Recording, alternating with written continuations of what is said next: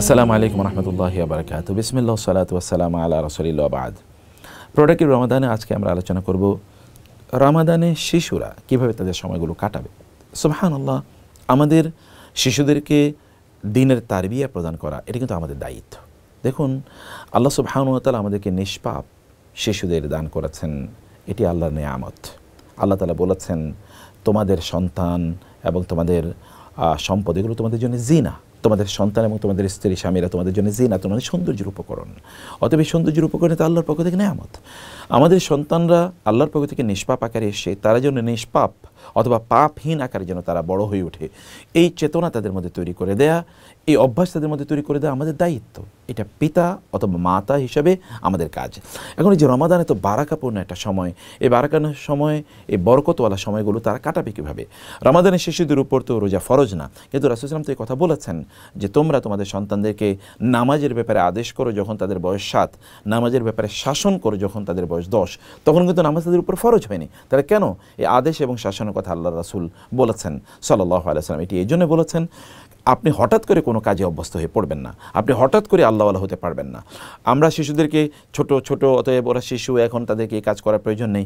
তাহলে ওরা ইবাদত শিখবে কবে? এবং এই কারণে আপনারা জানেন যে বিশ্বের বড় বড় মুসলিম দেশগুলোতে, যে দেশগুলো স্পিরিটটা বুঝে, তারা তাদের মসজিদের দেয়ালে লিখে রাখে, কোনো মসজিদে যদি পেছনের কাতার থেকে শিশুদের আওয়াজ না শোনা যায় তাহলে ভবিষ্যতে এই মসজিদগুলো কাতার শূন্য থাকবে বা মুসল্লি শূন্য থাকবে। কারণ কি? কারণ হচ্ছে এই শিশুরাই তো কোনো এক সময় বড় হবে, তো তারা তো মসজিদে আসা শিখবে না, চিনবে না। তারা তখন মাঠে ময়দানে অথবা তারা বিভিন্ন জায়গায়, মানে তারা হয়তো বা সিনেমা হলে অথবা খেলার জায়গাগুলোতে তারা যাওয়া শিখবে, কিন্তু তারা মসজিদে আসা শিখবে না। তাদেরকে ছোটোবেলা থেকে তাদেরকে মসজিদে নিয়ে যাওয়া দরকার।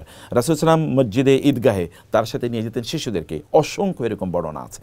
তার ফলে শিশুদেরকে ছোটোবেলা থেকে তাদেরকে এই ইবাদতে অভ্যস্ত করানো এটা খুবই জরুরি। আমাদের মায়েরা, বাবারা যে কাজটি করতে পারেন, রমাদানে যে কাজগুলো সব কাজে শিশুদেরকে অন্তর্ভুক্ত করে নেবেন। যেমন সাহরি খাওয়ার সময় সব শিশুরা তারা উঠবে, মানে একেবারে ছোটো যারা ধরুন 2, 3, 4 বছর বয়সের তাদের কথা বলছে না, কিন্তু যারা অন্তত 6-7 বছর, কমপক্ষে 7-এর মধ্যে যারা পড়ে গেছে, তাদেরকে উঠান, সাহরের খাবার তারা খাক।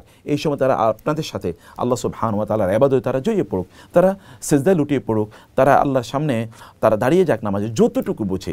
এই অভ্যস্ততা তাদের মধ্যে তৈরি হবে, এটা একটা কালচারের মধ্যে তাদের মধ্যে তৈরি হবে যে না, আমাদের রমাদানটাকে আমরা এরকম আনন্দ ঘন করে উদযাপন করতাম। ছোটোবেলা আমরা দেখেছি যে মানে শিশুদেরকে না তুলে তারা কান্নাকাটি করতো, কেন সাহারিতে তাকে তোলা হলো না? আর এখন আমরা তুললে কান্নাকাটি করি, অথবা আমরা বলি না ওরা ঘুমাক, আমরা তাদেরকে তুলতে চাই না। এটা কিন্তু সত্যিকার অর্থে তাদেরকে ইসলামের স্পিরিটটা আমরা প্রদান করছি না। কিন্তু স্কুলের জন্য তো আমরা তাদেরকে সত্যিই তাড়িয়ে তাকে নিয়ে যাই, এবং না উঠলে তাকে আমরা তখন মারধরও করি অথবা বকাঝকা করি। কিন্তু আল্লাহর ইবাদতে আমরা এটা করব না। সেখানে সাহারিতে তাদেরকে উঠান এবং নামাজে তাদেরকে আপনাদের পাশে দাঁড়া করিয়ে দেন, অভ্যস্ততা করুন। মনে রাখবেন, একজন দিনদার সন্তান, নেককার সন্তান মানে তৈরি করা মানে হচ্ছে আপনি একজন সফল পিতা বা একজন সফল মাতা, এবং আপনার মৃত্যুর পরে এরা আপনার জন্য সম্পদের মতো করে কাজ করবে, আপনার জন্য আল্লাহর কাছে দোয়া করবে। অতএব এমন সন্তান তৈরি করা ইজ ভেরি ইম্পর্ট্যান্ট। 2 নম্বর বিষয় হচ্ছে যে আপনারা ইফতারিতেও তাদেরকে জয়েন করাবেন। ইফতারের সময় আপনাদের সাথে বসুক, দোয়া করুক, তাসবিহ তাহলিল করুক, এই কাজগুলো করাতে হবে। সারাদিন তারা রোজা রাখুক। একটু বাচ্চারা না খেয়ে থাকলে কোনো সমস্যা নাই, আপনি একজন ভালো ডাক্তারের কাছে জিজ্ঞেস করে দেখুন তো না খেয়ে থাকলে কোনো সমস্যা আছে কিনা, নো প্রবলেম ইনশাআল্লাহ। তবে সাহারিতে খাওয়াবেন, আবার ইফতারিতে খাওয়াবেন। মধ্যখানে যদি এমন হয় যে না, সে খুবই দুর্বল হয়ে যাওয়ার সম্ভাবনা আছে, তাহলে কমপক্ষে ধরুন সকাল থেকে দুপুর পর্যন্ত তারা মানে অর্ধবেলা রোজার মতো করে রাখুক। আবার দুপুর থেকে আর খাওয়া যাবে না, একেবারে সাহারি মানে ইফতার পর্যন্ত তাদেরকে এতটুকু অর্ধ পর্যন্ত তাদেরকে রাখুন। কমপক্ষে তারা বুঝুক, আমরা ছোটোবেলা দেখেছি না আধা বেলা আমরা রোজা রেখেছি, এতটুকু তাদের মধ্যে ফিলিংটা তৈরি হোক। এটা যে আমাদের অত্যন্ত গুরুত্বপূর্ণ একটা শেয়ার, ইসলামের গুরুত্বপূর্ণ একটা ইসলামের আনুষঙ্গ, এটি তাদের বা পিলার অফ ইসলাম, এই অনুভূতি তাদের মধ্যে তৈরি হোক। আর যদি তাদের বয়স 10 হয় তাহলে বাধ্যতামূলকভাবে তাদেরকে রোজা রাখাবেন। রাসূল সাল্লাল্লাহু আলাইহি ওয়াসাল্লাম বলেছেন তাদেরকে শাসন করতে। অতএব এটা কেবলমাত্র নামাজের জন্য প্রয়োজন, এটা ইসলামের বেসিক সকল ইবাদতের ক্ষেত্রে এই কাজগুলো প্রযোজ্য। আর তারা কোরআন তেলাওয়াত করুক, রুটিনের মধ্যে ঢুকিয়ে দেবেন। প্রত্যেকটা কাজ তারা মসজিদে যাবে, অথবা মেয়েরা মায়েদের পাশে তারা দাঁড়িয়ে নামাজ আদায় করবে, এবং তারা তাসবিহ তাহলিল করবে, তারা ধরুন দিনী বইগুলো তারা পড়বে।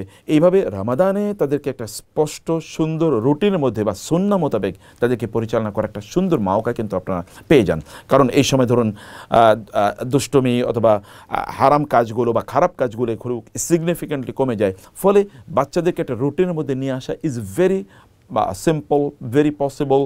আমরা কেবল যদি একটু কনসার্ন বা একটু যদি আমরা সতর্ক হই, আমরা সে কারণে মায়েদেরকে বলবো সন্তানদেরকে প্লিজ সময় দেন, বাবাদেরকে বলবো প্লিজ তাদের ব্যাপারে একটা রুটিন করেন এবং একটা স্ট্রিক্ট রুটিনের মধ্যে নিয়ে আসেন, তাইলে এরা জীবনে সফল হবে ইনশাআল্লাহ। রমাদানের পরিবর্তনের মাস, এদের মধ্যে যদি কোনো খারাপ অভ্যাস তৈরি হয়ে থাকে, যেমন মোবাইল অ্যাডিকশন অথবা ধরুন খেলাধুলার প্রতি বা গান বাদ্য অথবা ধরুন আমরা যদি বলি অন্যান্য জিনিস, মিউজিক ইত্যাদির প্রতি তাদের যদি কোনো অ্যাডিকশন তৈরি হয়ে থাকে, তাহলে এগুলো থেকে তাদেরকে বের করে নিয়ে আসার জন্য এটা অসাধারণ একটা মুহূর্ত। আল্লাহ সুবহানাহু ওয়া তাআলা, আমরা সাহাবায়ে কেরামদের যদি দিকে তাকাই, তারা দেখব তাদের সন্তানদেরকে তারা তাই করতেন। যেমন মহিলা সাহাবীরা বলেছেন, আমরা মসজিদে আমাদের সন্তানদেরকে নিয়ে যেতাম এবং ওদেরকে মসজিদে খেলনা দিয়ে রাখতাম যেন আমরা রাসূলের সাথে নামাজ আদায় করতে পারি। এবং ওনারা বলেছেন, আমরা ওয়ানুসাউইমু সুবিয়ানানা, আমাদের বাচ্চাদেরকে আমরা রোজা রাখাতাম। সহিহ বুখারীর হাদিস কিন্তু। তো ফলে সাহাবায়ে কেরামরা এই কাজগুলো করেছেন সেই প্রচণ্ড গরমের দেশে, সেই গরমের সিজনগুলোতে, কারণ রাসূল সাল্লাল্লাহু আলাইহি ওয়াসাল্লামের যুগে কিন্তু রোজা প্রচণ্ড গরমের মধ্যে শুরু হয়েছিল। তো সেই কারণে সেই যুগে যদি তারা এই কাজ করতে পারেন, আমরা কেন করতে পারবো না? আমাদের সন্তানদেরকে প্রচণ্ড দিনদার আল্লাহওয়ালা বানাতে হলে এই কাজগুলো আমাদেরকে করতে হবে। আল্লাহ তাআলা আমাদেরকে বোঝার তৌফিক দান করুন। আল্লাহুম্মা আমিন। আসসালামু আলাইকুম ওয়া রাহমাতুল্লাহি ওয়া বারাকাতুহু।